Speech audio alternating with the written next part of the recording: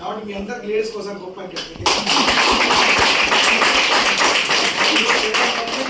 పెద్ద స్థానం. అదే విధంగా ఇంకొక లీడర్ కూడా చూద్దామా. సో ఆ మేడం కూడా వాళ్ళ సార్కి అర్థమయ్యేలా చేసి అర్థమయ్యేలా చేసి ఈరోజు కలవరపత్తుల బ్రాండ్ ఐకాన్గా నిలబడ్డ క్రౌన్ డైరెక్టర్ శారదా కేంద్ర గుడ్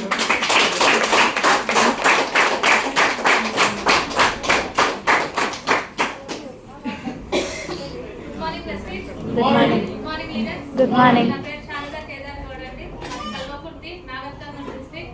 బిఫోర్ వెస్టిజ్ మాది చాలా చిన్న లైఫ్ అండి. అంటే మా సార్ రకరకాల బిజినెస్ చేసి డబ్బులు ఇన్వెస్ట్మెంట్ పెట్టిండు. స్టార్టింగ్ లో తను చేసిన బిజినెస్లు బాగా నడిచినాయి.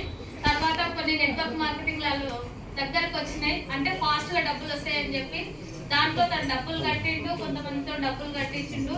దాంట్లో కూడా ముందున్నాం కాబట్టి మాకు డబ్బులు వచ్చినాయి. తర్వాత కంపెనీలన్నీ లాస్ అవ్వడంతో కొన్ని కంపెనీలు ఎత్తేయడంతో టోటల్ గా జీరోగా పడిపోయినాం. అంటే 20 లక్షల అప్పులోకి వెళ్ళిపోయినాం సార్. అప్పు ఎందుకు అయినాము అంటే మేము డబ్బులు కట్టినా మాకు డబ్బులు వచ్చినాయి. మాతో పాటు వచ్చిన మా టీమ్ మెంబర్స్ కు డబ్బులు రాలేదు. అంటే వాళ్ళు మమ్మల్ని చూసి నమ్మి కట్టారు కదా, వాళ్ళందరూ లాస్ అయ్యారన్న ఉద్దేశంతో మేము ఏదైతే సంపాదించుకున్నామో దానికి తోడు బయట నుంచి తీసుకొచ్చి వాళ్ళకి మొత్తం సెటిల్ చేసినాం. అంటే 20 లక్షల అప్పులోకి వెళ్ళిపోయినాం.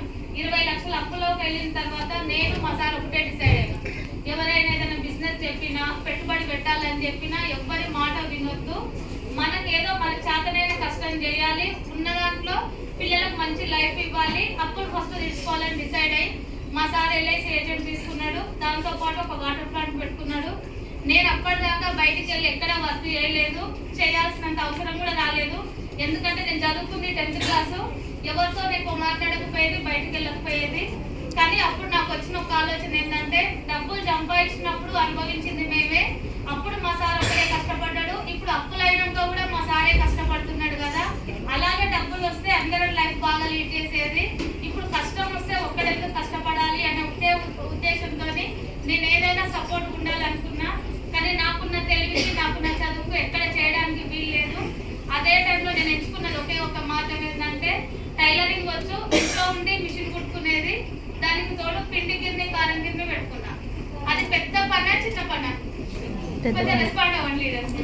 పెద్ద పేరు చిన్నది కానీ కష్టం మాత్రం ఎక్కువ, డబ్బులు వచ్చేది కూడా తక్కువ. అంటే నాకున్న నాలెడ్జ్ అంత గొప్పది అన్నట్టు అట్లాంటి పనులు చేసుకున్నా.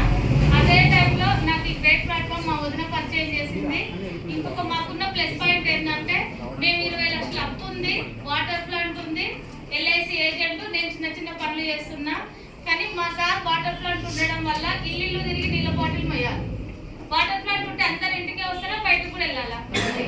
మాది ముందే పల్లెటూరు, ఎవరు ఇంటికి రారు. ఇంటికి రాకపోతే వచ్చే మిషన్ భగీరథ నీళ్ళు పట్టుకొని తాగుతారు.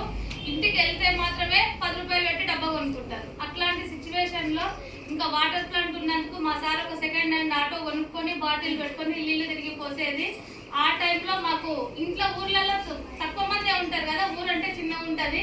రోజు నీళ్లు పోయడం ద్వారా ఊరోళ్ళు పరిచయం అవుతారా కదా, ఆ పరిచయమైన వ్యక్తులతోనే ఎక్కువ మాట్లాడి వాళ్ళకి ఎల్ఐసి గురించి చెప్పడం, వాళ్ళతోనే ఎల్ఐసి పాలసీలు తీసుకురావడం, అట్లా కొంచెం ప్లస్ అయ్యి ఎల్ఐసిలో 60-70 వేల ఇన్కమ్ వస్తుంది.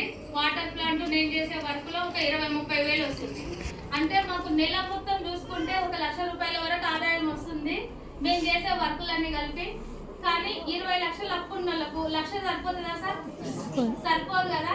కానీ అటు నుంచి చూడడానికి 1 లక్ష పెద్దగా ఉంది, నెల తిరిగేసరికి రూపాయి కూడా కనిపిస్తలేదు. కానీ మేము అనుకున్నది ఒక్కటే, సరే ఎల్ఐసిలో ఇప్పుడిప్పుడే పేరు వస్తుంది, ప్రతి సంవత్సరం 100 పాలసీలు చేస్తున్నాం కదా, ఈ పాలసీలు పెరిగితే తొందరగా అప్పులన్నీ క్లియర్ అయితే మంచి పేరు వస్తుంది అనుకుంటున్నాం. కానీ అదే టైంలో లాక్డౌన్ వచ్చి ఇంకా కొంచెం కష్టాలు కూడా మొదలైనాయి. ఇంకా ఏదైతే ఏముందిలే, ఎల్ఐసి అయితే ఏది పోయినా ఎల్ఐసి పోదు అనేది నమ్మకం వచ్చింది సార్ ఆ టైంలో. ఇంకా అదే ఎల్ఐసిని పట్టుకొని మేము పడుతున్న కష్టాలు కొంచెం గట్టిగా చేస్తున్నాం. ఆ టైంలో నాకు ఈ గ్రేట్ ప్లాట్ఫామ్ మా వదిన ద్వారా పరిచయం అయింది.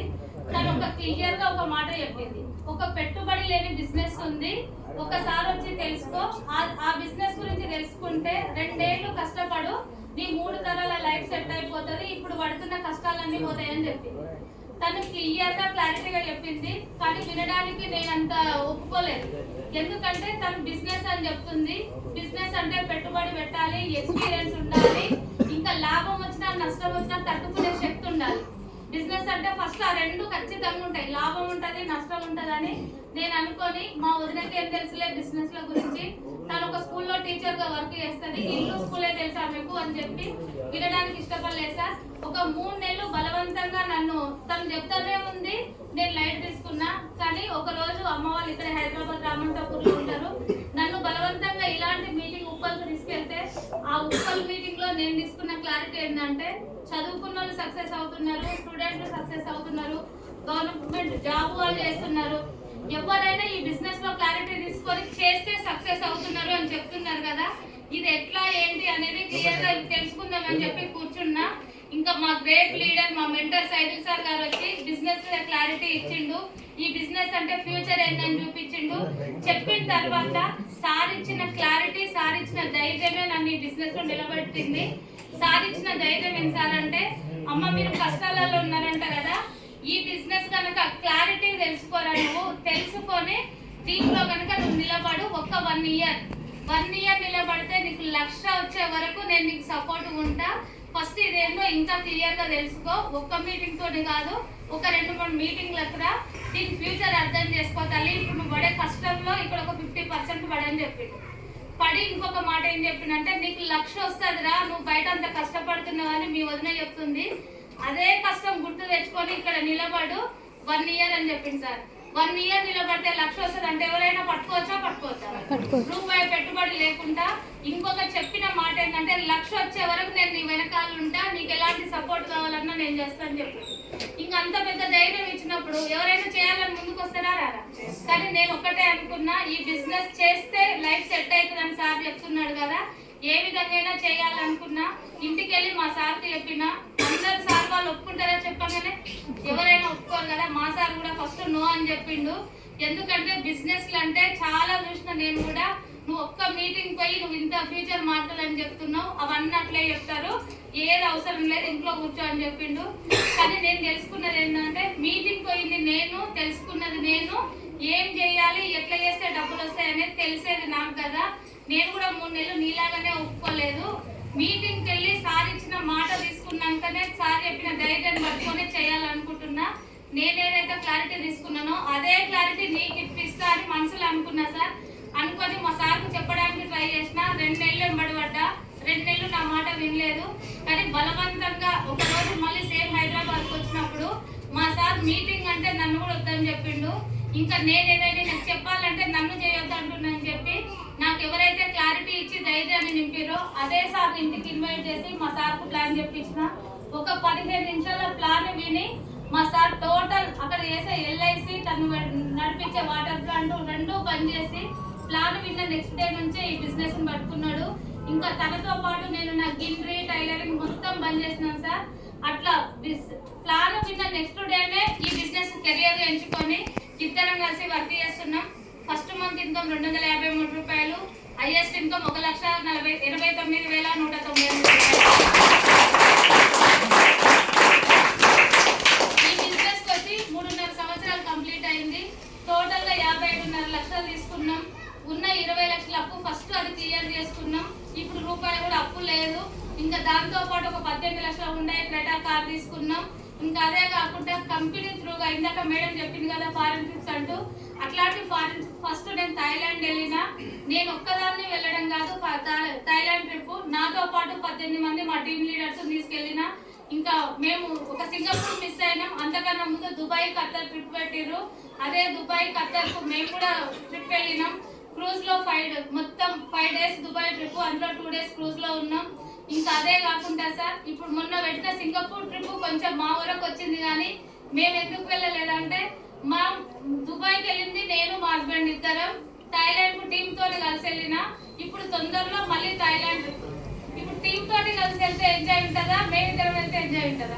టీమ్ తోటి కదా. ఇప్పుడు మేము వెళ్తే మళ్ళీ సింగపూర్ ఇద్దరం వెళ్ళాల్సి ఉంటుంది అని చెప్పి అది ట్రిప్ కొంచెం మేము వెళ్ళకుండా నెక్స్ట్ ఇప్పుడు వెళ్ళే థాయిలాండ్ కు నా టీమ్ లో నుంచి దగ్గర తక్కువ ఒక 20 నుంచి 30 మందిని తీసుకెళ్ళడానికి ఇప్పుడు సింగపూర్ ట్రిప్ వెళ్ళకుండా థాయిలాండ్కి వెళ్తున్నాం. ఇంకా ఇదే డ్రీమ్ సార్ చెప్పింది ఒకటి 2 సంవత్సరాలు నిలబడితే ఉన్న కష్టాలు పోతే, మీకు ఏమైనా డ్రీమ్స్ ఉంటే డ్రీమ్స్ అన్ని నెరవేరుతాయి అని చెప్పిండు. ఎవరికైనా ఉండేది డ్రీమ్స్ ఏముంటాయి, మంచి ఇల్లు ఉండాలి, మంచి కారు ఉండాలి, పిల్లలకు మంచి ఎడ్యుకేషన్ ఉండాలి, ఆరోగ్యం ఉండాలి, అంతే అనుకుంటాం కదా. ఇప్పుడు సార్ చెప్పినట్టు ఇప్పుడు మాకు 2 సంవత్సరాలలోనే మాకున్న డ్రీమ్స్ అనేది ఆల్మోస్ట్ ఫుల్ఫిల్ అయినాయి సార్. అప్పు తీరిపోయింది, కార్ తీసుకున్నాం, పిల్లలకు మంచి ఎడ్యుకేషన్ ఇప్పిస్తున్నాం, ఇంకా ఫారెన్ ఇచ్చినాం. మిగిలింది ఒక్కటే మాకు డ్రీమ్ హౌస్. ప్రస్తుతానికి మాకు ఇల్లు లేదు, ఊర్లో పాత ఇల్లు ఉంది, కానీ ఒక్కటే డ్రీమ్ పెట్టుకున్నాం సార్. ఇప్పుడు వచ్చే 2026 ఎండింగ్ వరకు ఇదే హైదరాబాద్ లో మినిమం ₹1,00,00,000 పెట్టి ఇల్లు తీసుకోవడానికి ఆల్రెడీ సెర్చ్ చేస్తున్నాం. ఖచ్చితంగా ఈ 1 ఇయర్ లోపు ఇల్లు తీసుకుంటాం. ఇంకా మేము మా టీం కలిసి మా డ్రీమ్స్ నెరవేరుతున్నాయి.